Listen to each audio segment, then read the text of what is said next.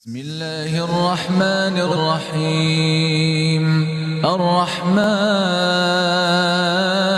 علم القرآن، خلق الإنسان علمه البيان. الشمس والقمر بحسبان، والنجم والشجر يسجدان.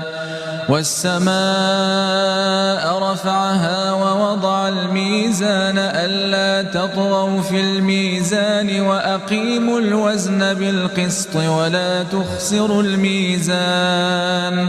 والأرض وضعها للأنام فيها فاكهة والنخل ذات الأكمام